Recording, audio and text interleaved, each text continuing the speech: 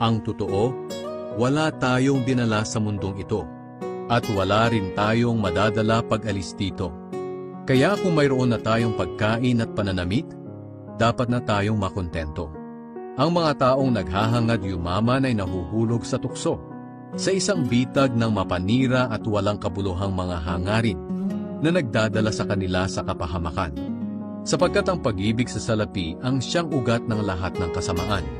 Ang sobrang paghahangad ng salapi ang nagtulak sa iba na tumalikod sa pananampalataya at nagdulot ng maraming paghihinagpis sa buhay nila. Ngunit ikaw bilang lingkod ng Diyos, iwasan mo ang mga bagay na iyan. Sikapin mong mamuhay ng matuwid, banal, may matibay na pananampalataya, mapagmahal, mapagtiis, at mabait sa kapwa. Ipaglaban mong mabuti ang pananampalataya.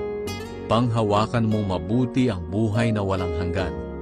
Dahil tinawag ka ng Diyos para sa buhay na ito, nang ipahayag mo ang pananampalataya mo sa harap ng maraming saksi.